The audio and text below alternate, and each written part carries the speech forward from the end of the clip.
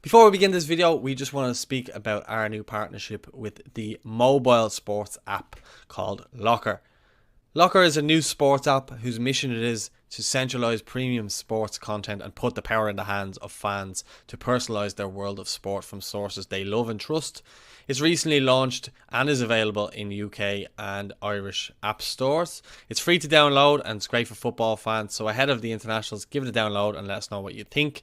We will be announcing more about this partnership in the coming weeks, but you can list your favourite club, whether it's in the Premier League, whether it's in the Scottish League, whether it's in League of Ireland, and you can have all your stuff listed in a feed designated to you, and you can get push notifications as well to your club. So check it out, it's free to download and the link is in the bio.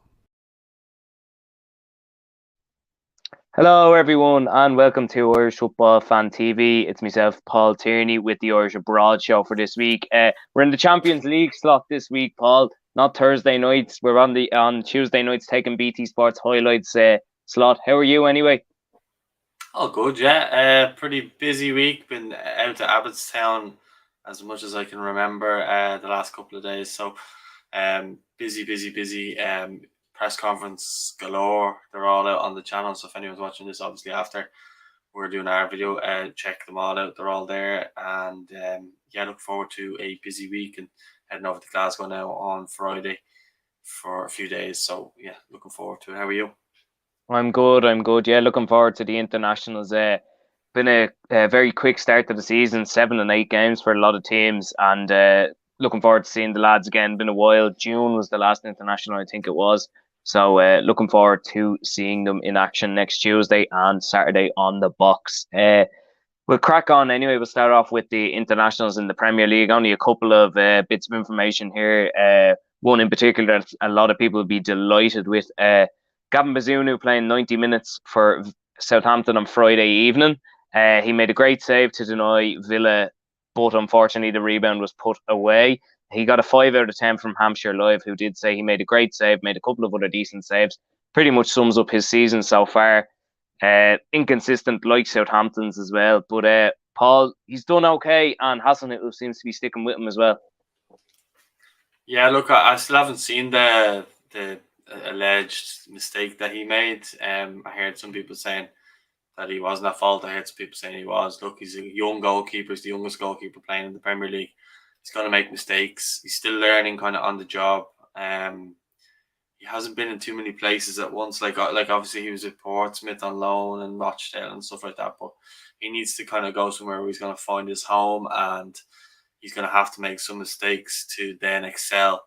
I do believe he won't be at Southampton that long because I think it's just his ability will take him up again. But I do think there'll be mistakes along the way. He made mistakes with Ireland and stuff like that as well.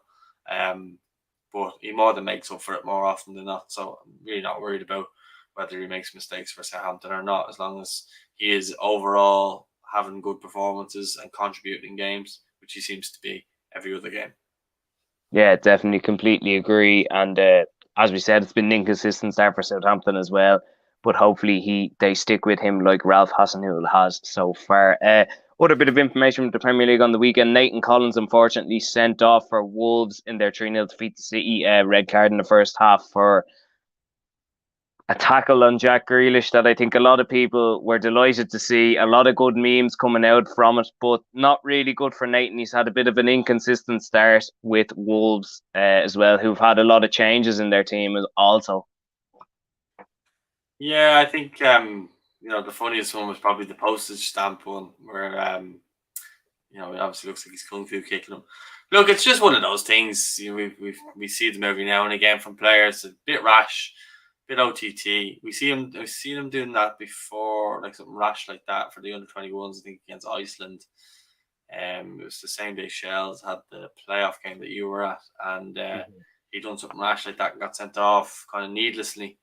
And look, you saw like James McLean and that having the banter with him on the inside training video with the FAI, and he was just slagging him, saying, "What are you doing? Spending 25 minutes going around apologising? Just get off the pitch." So look, it's quite funny to kind of see these memes. Like, I don't think he actually meant to hit him as hard as he did, but anyway, it's happened, and I just think people need to get over it. Like, look, Yeah. I actually don't think he's having that bad of a season. I just think he, that was his kind of moment to show what he could do, and he kind of lost his head a little bit. Yeah, I think with Wolves as well, we can't fully blame it on him. It's a lot of pressure. Obviously, Conor Cody's gone on loan to yourselves. He was a mainstay in that back line for years. Willie Bolly's gone as well. He was in a lot at the start of the Premier League and when they first came up. Roman Saiz has also gone as well. It's a big change at Wolves and it's a lot of pressure on him because he's still a young fella as well and it's a big price tag. So look, I'm not surprised Wolves haven't started as well as maybe some would have thought. But look, they'll get going again and Nathan will get back in the team because I think if you go for that price tag, you have to get back in the team eventually. And I think that's why it's taken, for example, Man United to take Harry Maguire out of the team that long to get him out of the team because of the price tag on his head. And they can't really justify not playing him, especially if he's captain as well. And I think with Nathan, it's a similar thing with a club like Wolves as well. It's a big, big price tag. And, listen, he'll get going anyway. He had a brilliant end to the season with Burnley. They struggled, obviously, but look, he'll get going again. And it's probably a good thing that the international break comes straight after that red card as well. One thing I do want to mention as well is lack of involvement in the Premier League. Matt Doherty hasn't got a look in at all this year, Paul. What's your thoughts on that? Well, he did a press conference today and he basically said that this window is what Conte's looking at if he can get some minutes, and then Conte can look at him and then maybe get him in the team. That's essentially what he said. It is actually embargoed till tomorrow, but I think I can say it. There's not too much in it really, but he kind of just basically said that. So I think he just needs to kind of come out of this international campaign, playing games, go back, not get injured, and hopefully get back in the Spurs team. I think that's the aim there. And other players, it's mad all the senior players aren't really playing, like Duffy, Coleman, Doherty, who would normally be the ones that are playing.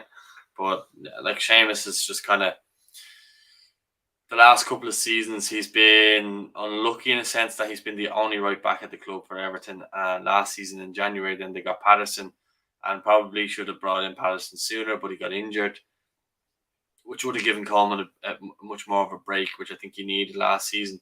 And in fairness to Coleman, he played through a lot of pain last season to help Everton stay up and showed his quality. Played his part in the actual third goal for Calvert-Lewin's goal to get the win in that game. And he more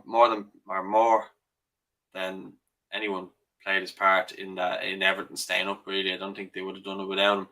So I think now the fact that Patterson's came in and Lampard's had a real look at him, and he's probably been Everton's player of the season so far in terms of how he's been playing, his performances, and he just really seems to have slotted into that right back spot.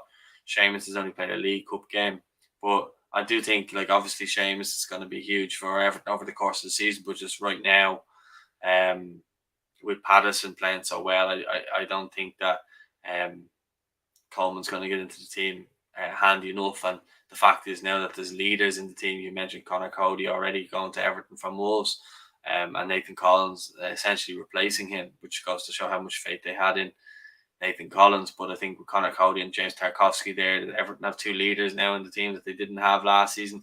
And I think that's kind of why Seamus is on the bench as well. I think if the two lads weren't there, Lampard would have to find a place for Seamus there. But I still think Seamus behind the scenes is supposed to be unbelievable with every player and all the new signings and everything like that. And even you see, people like Idrissa Gana Gueye putting up pictures of him saying, he's the king of the temple or something like that.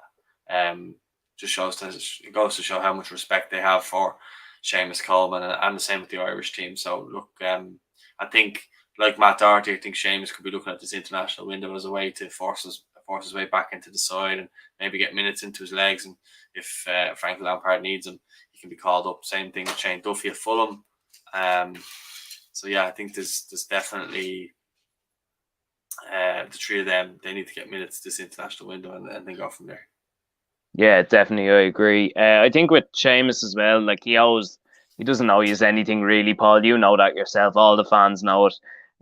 He's been a fantastic servant, and we've noticed the last couple of years. Okay, he was brilliant to keep coming in last year and keep doing the business, but like his legs are gone. He's not getting any younger. So, look, he's going to get a bit of game time in this international window, and deservedly so. And look, fair play to him. He's keeping going, and I'm sure Frank Lampard, we saw that video last year, he needs him by his side as much as he possibly can. That's it from the Premier League. Anyway, we can move on into the Championship. So what I'll do with this is I have all the bits of information, so I'll just stop on certain ones and then we'll just discuss it and whatever. So I'll start off with the early kickoff on Saturday afternoon. Ryan Manning grabbed a goal, answered. He wasn't called up. No. He wasn't called up. The Swansea Wales Online gave him 9 out of 10 rating, and in that says made a mockery of his of not getting called up by Ireland. Paul, we've discussed Manning before. We've said maybe he's not quite good enough to start for the national side, but look, he grabbed the goal from left wing back the other day. That's the formation we're going to be playing. What's your thoughts? I think maybe he's just fallen a little bit victim of Robbie Brady coming into form, and I think just how highly rated Robbie Brady is in that position, and he's now playing that position for Preston. I think that's the only reason I can think of why he wouldn't be in there. McLean's probably playing the best football of his career, certainly in a long time. At Wigan, they seem to really like him. Yeah, and then you got Brady there, so I think, is he going to get in ahead of the two of them? I don't think so. We know Stephen Kenny absolutely adores Robbie Brady and has spoken about him numerous times about how much he loves him and wants him in the team and how much he contributes to the team, and that type of stuff. Whereas I thought Manning, look, he's been a bit part player under Kenny, so is he going to get brought in and just kind of swept to the side again? I mean, what's the point in that? I think actually Robbie Brady and I do think James McLean will both play and both feature in the games, more so than Manning probably. So I do think it makes sense. I do think he's had a great week. I also think that he's unlucky in a sense as well, because he will be the player there in the future, I think, who's going to be the one over the next couple of seasons if he can really nail down his place over the next while, because McLean's not getting any younger and Robbie Brady's just gone 30 or is 30. So, the next in line then would be Ryan Manning, you'd have to say. Yeah, definitely. Another bit of information from that game was first Armstrong Occo Flex did come on at the end. But interestingly, Michael Obafemi, his first appearance since the move to Burnley, fell through. Is it a good time for the international break for him? And do you think after this, if he gets a couple of minutes in his legs, to get back into that Swansea side? I think for Obafemi's sake, for his own sake, I think he just needs to relax and stop. Anytime anybody says anything to him, stop throwing the toys out of the pram. It seems that way more often than not, that like we've heard things about him tweeting about Stephen Kenny and stuff like that. If things don't go his way, then it seems as though, I think Stephen Kenny said last week, there's always 2 or 3 sides to the story. So there might be more to it than we know, but from what we're hearing is that he's sulking. But I do think this is the perfect opportunity to come in and play against Scotland, who he'll be feeling confident enough against, having scored the 2 goals. The 1 goal. He set up Troy Parr for the other goal. So it felt like he scored because it was so good. But just after that goal he scored and how well he played in that game, I think he'll be looking at this game as a game to say, well, look, I'm going to get back in. I'm going to show my manager what I can do at club level on international duty, and hopefully he bags us a couple of goals and helps us win the next 2 games and goes back to his club full of confidence, and everyone's a winner then. Yeah, definitely, completely agree. From Swansea, we move on to the rest of the Championship now. As I said, I'll just run through a lot of them and then we'll stop at certain points. So we start off with Scott Hogan after his hat-trick last midweek. No goals on the weekend, 0-0 Birmingham and Coventry City at St Andrews. Josh Cullen played the full 90 minutes once again for Burnley, a man who rarely misses full 90 minutes. And Mark Sykes also played the full 90 minutes as Burnley beat Bristol City 2-1 at Turf Moor. Callum Robinson unfortunately missed a penalty, and Callum O'Dowda was also involved as Cardiff lost 1-0 away at Huddersfield Town. Dan McNamara and CJ Hamilton both played in Millwall's 2-1 win over Blackpool, either playing for either side there. Another goal for Dara O'Shea this season. He's had a very, very good start to the season. Jason Malumbi also playing there as well, and Andrew Mabamdeli, who's unfortunately been ruled out of this international break through injury, as Norwich drew 1-1 with West Brom. Paul, Dara O'Shea doing very well so far this season in a struggling Baggy side. Yeah, I'd probably start him for Ireland, if I'm being honest. Probably start him ahead of Duffy. I did see the game. I saw clips of the game against Birmingham, and he did look poor in that game as well, though. The one Scott Hogan scored the hat trick. He did. There was one goal where I was kind of looking, going, he could have done better there. But he's coming in off the back of scoring a goal. He's now captain of, West Brom. It's mad how like a lot of our players are captains at their clubs, like Omobama Deli as captain Norwich, Dara O'Shea, Shane Duffy, John Egan, Seamus Coleman. A lot of our players are actually captains, so it's good that we have so many leaders in the squad. But I do think that Dara O'Shea has a good case to be called up, just purely on the basis of form and the fact that he's actually playing most games as well. So I think when Stephen Kenny's called upon him, he hasn't done badly. So I think he'd be well able to come in and step up if needed as well. So yeah, I think it's been a good start to the season for him. Maybe just bar that one game against Birmingham, but I think I'd probably go and start him on Saturday. Yeah. Also, I mentioned Andrew Mabamdeli. Unfortunate for him, he hasn't really had a run of games for Ireland since when he came on against Portugal and the draw with Serbia at the Aviva. Disappointing for him, and he again another centre half who's been playing very well so far this season. Yeah, look, we know Andrew has the quality, and I think he's going to go on to be a top player if injuries allow him. I don't think he's played for Ireland in about a year just through injury. So yeah, it's very unfortunate, and a lot of people were kind of banking on a new age back three of Omobamidele and O'Shea and maybe Collins, which would be a nice kind of back three for the future. A good solid unit to kind of build from. But I don't think that's going to be the case just purely because he seems to be injured a lot. Hopefully, he can get over the little bit of a hump, because it seems as though Norwich really rate him. Ireland obviously really rate him, and Stephen Kenny obviously really rates him. You don't bring him on against Portugal if you don't think he's a top player. So I think he just needs to just try and avoid injury and just try and look after himself as best he can. I'm sure he is, but I don't even know that. I think it's a back injury or something like that. I don't know the extent of the injury, but if he can just manage to stay injury free, we know he's probably going to go on to be top class. So we just need him to stay fit and show what he can do then when he is fit. Yeah, definitely. We can move on from that game now anyway, and we go to Sheffield United and Preston North End, a game full of Irish involvement. John Egan helped Sheffield United to another clean sheet this season. They've had a fantastic start. Troy Parrott also played for Preston. Sean Maguire came on as a sub. Robbie Brady also came on as a sub. And Alan Brown also played as Preston lost 2-0 to Sheffield United at Deepdale. Another Irish clean sheet from centre half. Jimmy Dunn helped QPR draw 0-0 with Stoke City, and Will Smallbone involved for Stoke there. Will Keane, Anthony Scully and Jeff Hendrick all played in Wigan's 1-0 defeat away. 1-0 defeat at home to Reading. Hendrick playing for Reading there. And finally, Chiedozie Ogbeni and Georgie Kelly both played in Rotherham's 0-0 draw away at Middlesbrough. So a good start for Rotherham so far. Seems to be a tough outfit to beat and could be an outside chance for the playoffs with a lot of Irish involvement there. That would be fantastic for them.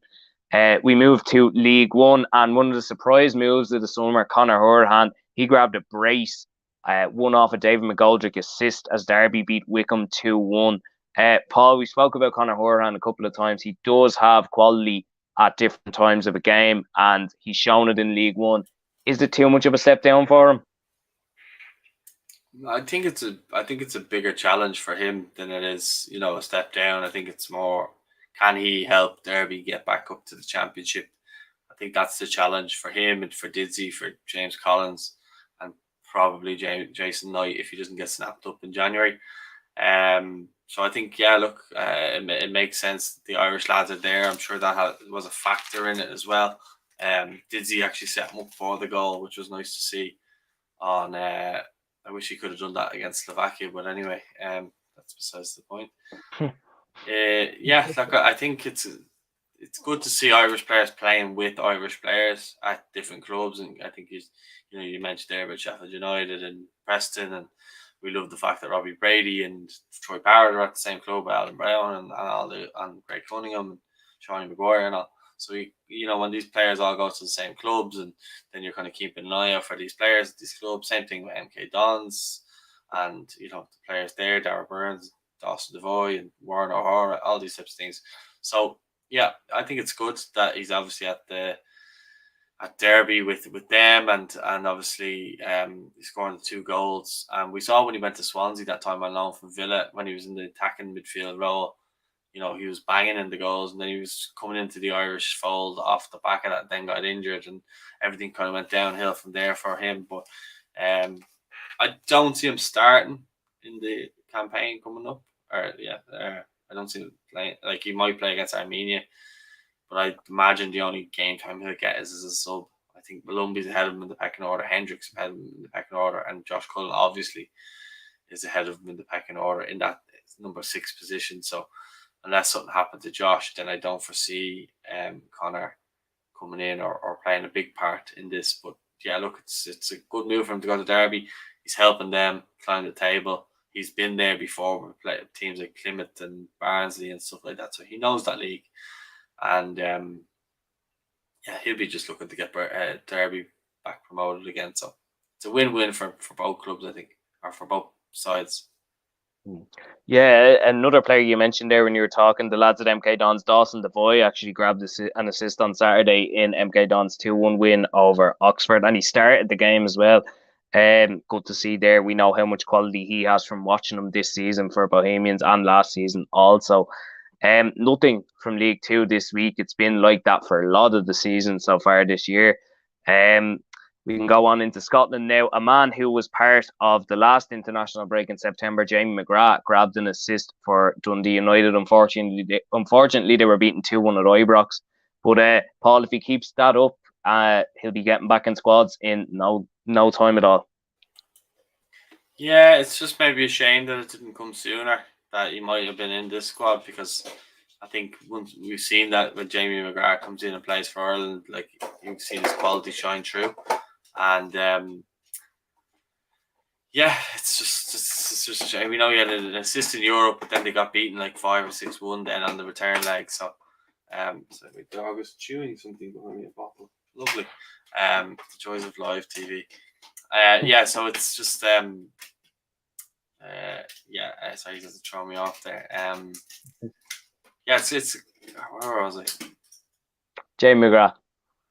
Yeah, sorry, Jamie McGrath. Yeah, it's just a shame, because I think he come in, he'd add something kind of to that midfield from a creative point of view, ahead of like the Hendrick or something like that, Yeah, definitely would. Yeah, and we saw the quality he had in the game against Portugal last year. A couple of other bits from Scotland. Liam Scales, who did get called up because of Andrew Omobamidele's injury. He unfortunately got sent off for 2 yellow cards against Hibs on Saturday. Johnny Hayes also played in that game for Aberdeen as well. Charles Dunn helped St Mirren to a great win over Celtic on Sunday morning. 2-0 winners, and he helped them keep a clean sheet as well. So a disappointing result for Celtic there, but a great one for St Mirren, who have been up and up so far this season. We go down into the lower divisions in Scotland. Another centre half. Feels like we've been talking about them all night. Ryan Sweeney grabbed a goal, but he also got a red card as Dundee were beaten 3-2 by Inverness Caledonian Thistle. And Rory Payton, ex-League of Ireland man as well, grabbed double as Queen of the South, as his Queen of the South side beat FC Edinburgh 4-1 in the third division in Scotland there.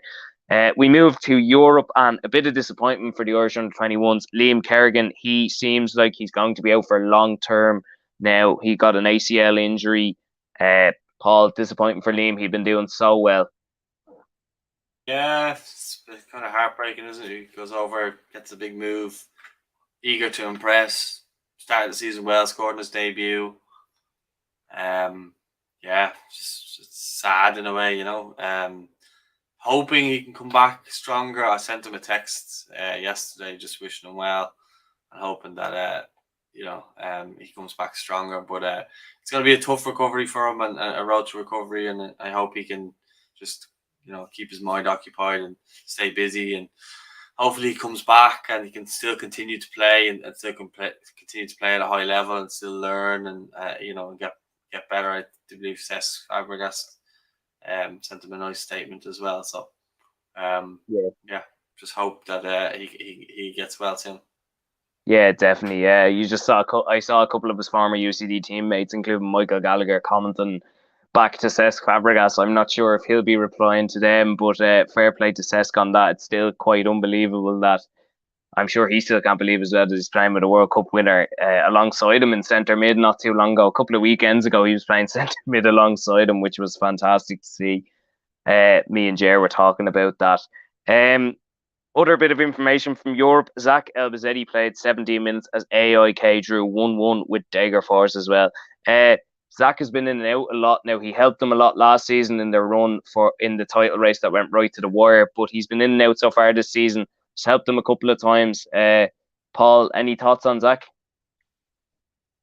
I just hope that he can just force his way back into the team, because he it wasn't that long ago we were talking about getting called up because he was doing so well for AIK. But I don't know what's going on. I haven't been watching any of the games. I can't tell you how he's been playing. I can't tell you if he's been good or bad. So for me to sit here and say he should be getting a chance or he shouldn't get a chance would just be me lying. I just don't have enough time in the day to be watching the Swedish league. It's not really on anywhere accessible that's easily accessible.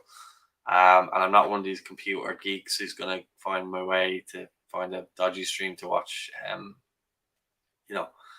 I tried doing that once last year for Josh Cullen, then I remembered, why am I going out of my way to watch a defensive midfielder play football? I just don't go near any links like that, so I can't watch them. But obviously, when I've ever seen Zach playing for Ireland, he's always been very good. So I hope if Stephen has scouts out watching him or whatever, that he is doing well. But I don't know why he's so in and out. Maybe they had to change a manager. I don't even know. That's how much I don't really pay that much attention to the Swedish league. Yeah, no, I know they had a good run in Europe anyway. They got to the last qualifying round of the Conference League, and then they were unfortunately knocked out by Slovako, who were from the Czech Republic. So that was probably a bit of a disappointment for them, and they would have exerted a lot of their energy there as well. I think they're about. Well, I don't think the Swedish league is that much better than the Irish league. It'd be interesting when Rovers play Djurgårdens and see what way that kind of ends up. Mm-hmm. Yeah, it was. I just know from looking at it over the last season and a half or so, the title races do be very tight, and it's not usually one team who's running away with it. It's usually a couple. So like anyone can beat anyone can take points off anyone. It's one of those sort of leagues, from what I can gather from looking at the league table anyway and results. That's it from Europe anyway. A couple of bits of information from the MLS. Rovers have played them. It was 0-0, but I still feel like the Rovers could have bet them. Yeah. Like, listen, both teams had chances that night as well. It was a close enough game, nothing between them, and it's a good point for both on the opening night if you think about it. We move on to the MLS now anyway, just a couple of small bits of information. John Gallagher, who's had a great season for Austin FC, they're guaranteed playoffs already. He played the full 90 minutes as they drew 1-1 with Nashville, obviously preparing for the end of season playoffs there. And Shane O'Neill played the full 90 minutes as Toronto were hammered by Jake Mulroney's Orlando. Jake, who didn't feature for Orlando there. Paul, that's all the information I have. Anything else you'd like to talk about before we finish off? What's your prediction for Saturday? Saturday, I'm going to go... My head says draw, but my heart says 2-1 win, because I think they're beatable, and we proved that in June. So, look, you got to go at them. Best thing to do is to go at them. Robertson's out. He was terrible in June. Tierney's not fit. I can tell you that from watching Arsenal so far this season. He's not fully fit. So, look, they can be got at. I think draw. Like, I'd lean more towards a draw, but like, I'm thinking 2-1 win. I think we have these. Okay, well, I'm not going to give you my prediction because I'm going to be doing videos on my predictions, so you can check out that, and then you can see my prediction. But I am hoping for a win.